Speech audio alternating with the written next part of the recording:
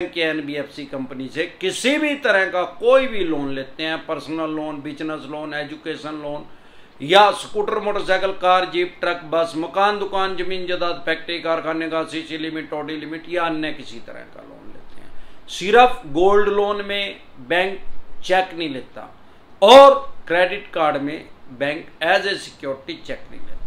बाकी किसी भी तरह का आप लोन लेते हैं तो बैंक एज ए सिक्योरिटी आपसे चेक लेता है। पहले कोई 2 लेते हैं, कोई 4 लेते हैं, कोई 1 लेते हैं। हाँ, अगर आपने ऑनलाइन लोन लिया है, ऑनलाइन ही अप्रूवल मिली है, तो चेक वो नहीं लेते। उसमें क्या होता है कि या तो वो कैंसिल चेक काटा मार के भाई आपने फोटो भेज दी, उसकी कोई वैल्यू नहीं है। कैंसिल चेक के ऊपर चाहे आपने हार्ड कॉपी भी किसी को दे दी, उसके भी आप पे कोई आपके ऊपर चेक बाउंस का केस नहीं हो सकता। या आपने सिर्फ अपने चेक की फोटो स्नैप खींच के उनके पास सेंड कर दी, व्हाट्सएप कर दी या मेल कर दी, उसके भी आप पे भी कभी भी चेक बाउंस का केस नहीं हो सकता। जब तक आपने उसको भरा नहीं, उसमें अपने साइन नहीं किए, तब तक वो उसकी कोई वैल्यू नहीं है। अब कैंसल चेक पे कई आदमी कहते हैं कि सर कैंसल चेक पे भी साइन करने की जरूरत है क्या, या कोई बैंक एनबीएफसी कंपनी का एजेंट बोल रहा है कि भाई इस पे भी साइन करें। अरे भाई, कैंसल चेक पे कभी भी साइन करने की जरूरत नहीं। कैंसल चेक है किस लिए? वो कैंसल चेक का मतलब है पहचान के लिए है कि भाई ये अमरदीप कादियानी लोन ले रहा है, क्योंकि उसमें लिख रहा है यार अमरदीप कादियानी, उसमें प्रिंट है चेकबुक के ऊपर, जो मेरी चेकबुक है। तो इसलिए कोई भी बैंक या NBFC company know your customer अपने ग्राहक के बारे में जानना चाहती है, इसलिए वो आपसे चेक लेती है। लेकिन अगर आपने उनको चेक दे रखा है, या बहुत से आदमियों ने प्राइवेट लेंडर, या जिसको सामान्य बोलचाल की भाषा में प्राइवेट फाइनेंसर भी बोलते हैं, जो 2-4 लाख किसी को उधारे देते हैं या 10 लाख भी देते हैं या 10, 20, 50 हजार रुपये देते हैं और चेक ले लेते हैं एज ए सिक्योरिटी, तो उनसे बचाव का क्या तरीका है, या बैंक या एनबीएफसी कंपनी से बचाव का क्या तरीका अगर आप चेक दे चुके हैं तो? सबसे पहली बात, अगर आपने किसी प्राइवेट आदमी से, जिसके पास आरबीआई से कोई लाइसेंस नहीं है, या ज्यादातर साहूकारी लाइसेंस भी नहीं होता इनके पास, जो 2, 4, 10, 5 लाख रुपए लोगों को उधारे देते हैं और चेक ले लेते हैं, उनके पास साहूकारी लाइसेंस नहीं होता। साहूकारी लाइसेंस के बिना किसी को पैसे उधार देने अलाउड नहीं है, और ना ही उनके पास पक्के के पैसे होते हैं, 2 नंबर के बोलते हैं, कच्चे के पैसे होते हैं उनके पास। वो क्या करते हैं, कैश में ही दे दिए और कैश में ले लिए। हमारे देश का कानून ये कहता है कि अगर आप कोई प्रॉपर्टी की खरीद फरोख्त कर रहे हैं तो आप मैक्सिमम 20,000 रुपए तक, जिससे आप प्रॉपर्टी खरीद रहे हैं, 20,000 रुपए तक उसको कैश दे सकते हैं, फिर चाहे वो 20 करोड़ रुपए की प्रॉपर्टी है। आपने 10 करोड़ भी अगर बयाना देना है, एग्रीमेंट करना है, तो वो ऑनलाइन देने पड़ेंगे, चेक देना पड़ेगा, डीडी देना पड़ेगा, आरटीजीएस करना पड़ेगा उसके अकाउंट में, ताकि वो सरकार की नजरों में आ सके। अगर आप 20,000 से ज्यादा किसी को दे रहे हैं, प्रॉपर्टी खरीदते या बेचते टाइम या ले रहे हैं, वो गैर कानूनी है। इसके अलावा कोई भी आदमी अगर आपको 2 लाख या 2 लाख रुपए से ज्यादा उधार दे रहा है कैश में, तो वो भी गैर कानूनी है। फिर चाहे उसने 500 चेक ले रखे हो आपसे, वो उसके कच्चे के पैसे हैं, 2 नंबर के पैसे हैं, वो लेने भी अलाउड नहीं है और देने भी अलाउड नहीं है। ये तो ऐसा हो गया भाई, किसी ने आपको स्मैक बेच दी, अब आपने खरीद ली, अब आपने उसके स्मैक किए के पैसे नहीं दिए। अरे भाई, वो पहले ही गैर कानूनी काम कर रहा है, स्मैक बेच रहा है, आपने खरीद लिया, आपने भी गैर कानूनी कर दिया। अब नहीं भी पैसे देगा तो कानूनी रूप से पैसे नहीं ले सकता अपने, क्योंकि वो पहले ही गैर कानूनी काम कर रहा है। अगर आपको किसी ने 10 लाख रुपए दिए और वो दे दिए कैश में, ऐसे बहुत से हमारे पास क्लाइंट आते हैं, बहुत से कमेंट आते हैं कि सर हमने प्राइवेट फाइनेंसर से ले रखे हैं।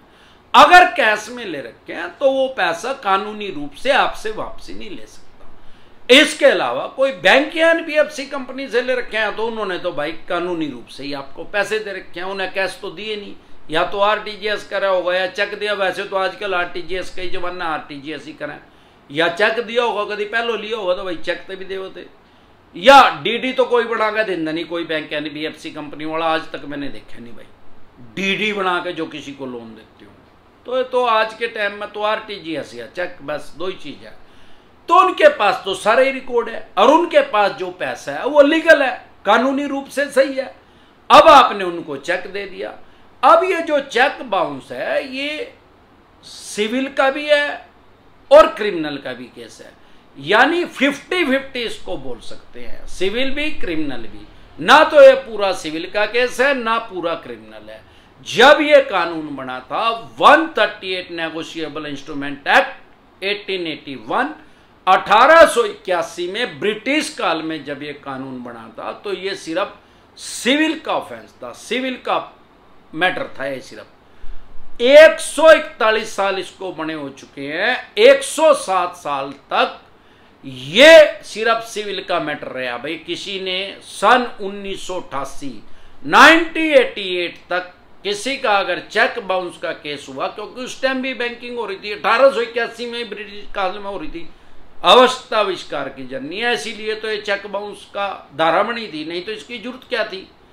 अब 1988 से पहले किसी का अगर चेक बाउंस हुआ तो उसके ऊपर सिर्फ सिविल का केस हो सकता था। अब 1988 के बाद इसको क्राइम की श्रेणी में भी डाल दिया गया, लेकिन खाली क्रिमिनल नहीं बनाया इसको, सिविल भी क्रिमिनल भी 50-50 कर दिया इसको।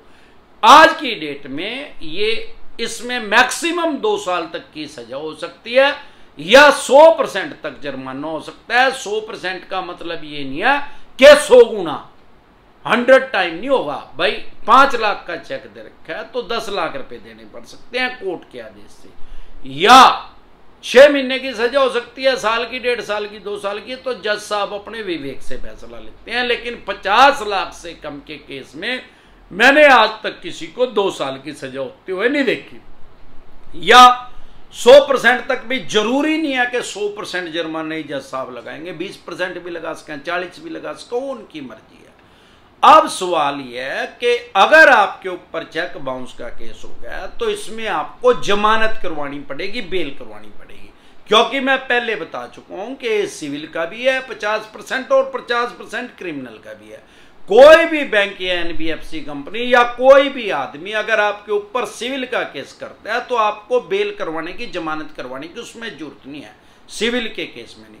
कोई भी आदमी आपके ऊपर क्रिमिनल केस रजिस्टर्ड करता है, कोई भी बैंक या एनबीएफसी कंपनी या कोई भी आम आदमी, फिर उसमें किसी भी तरह का क्रिमिनल केस है तो उसमें आपको जमानत करवानी पड़ती है, बेल करवानी पड़ती है। अब क्योंकि चेक बाउंस का केस 50% क्रिमिनल भी है तो स्वाभाविक बात है कि इसमें आपको बेल करवानी पड़ेगी, जमानत करवानी पड़ेगी। अब ये करते क्या है, ये आपके घर से 1000 किलोमीटर कम से कम दूर जाके उसको बाउंस करवा देते हैं, क्योंकि इनके लिए तो सारा देश एक गांव की तरह है। बैंक एनबीएफसी कंपनी के लिए तो एक मोहल्ले की तरह सारा देश है, क्योंकि तो कश्मीर से कन्याकुमारी तक काम कर रहे हैं, गोवा से गुजरात तक काम कर रहे हैं, तो सारे देश में काम कर रहे हैं। नियम क्या है कि जहां भी चेक बाउंस होएगा वहीं पे ही केस रजिस्टर्ड होएगा। उस case registered in the sense police station, थाने चौकी में केस रजिस्टर्ड नहीं होएगा, कोर्ट में। वो बैंक जिस कोर्ट के अधिकार क्षेत्र में होगा वहीं पे वो केस रजिस्टर्ड होगा आपके खिलाफ, और वहीं पे जाके आपको जमानत करवानी पड़ेगी।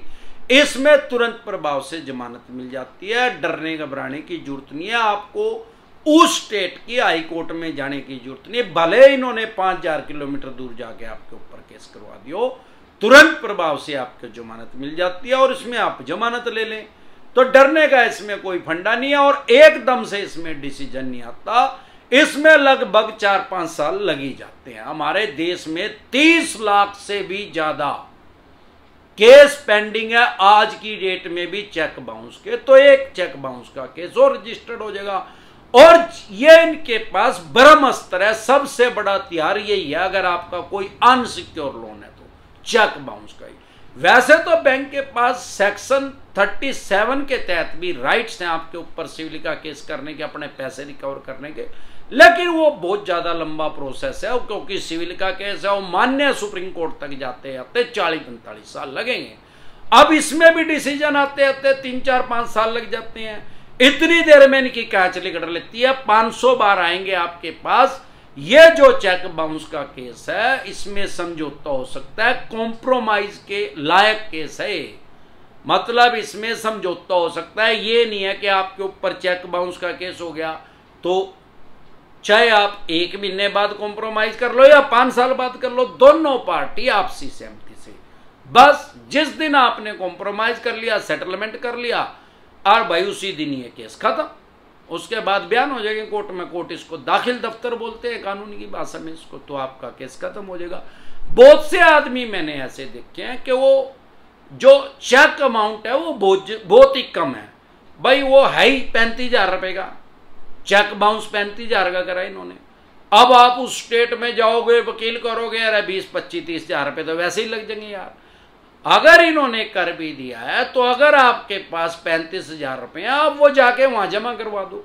मतलब 35,000 एग्जाम्पल से बता रहा हूं, अगर 10 लाख का केस इन्होंने आपके ऊपर चेक बाउंस का किया और आपके पास 10 लाख हैं, जिस दिन आप कोर्ट में जाके वो 10 लाख रुपए पहली तारीख पे जमा करवा दोगे तो आपका कोस्ट वो जो केस है वो डिसमिस हो जाएगा, उसकी कोई वैल्यू नहीं रहेगी।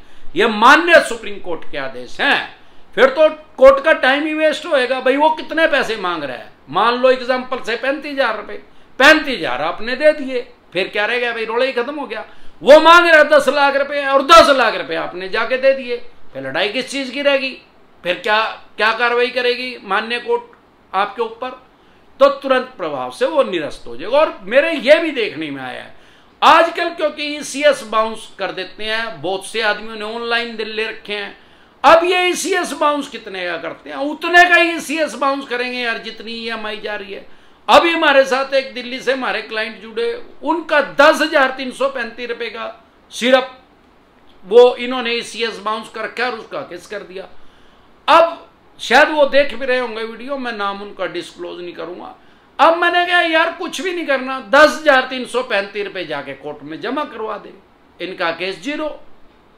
तो इनको ऐसे नानी याद आ जाएगी। डरे घबराए नहीं, अपने राइट्स और अधिकार जाने। जब आपको अपने राइट्स पता लग जाएगा, अधिकार पता लग जाएगा, तो डर खत्म हो जाएगा। डर का संबंध जो है वो अंधेरे से है, डार्कनेस से है।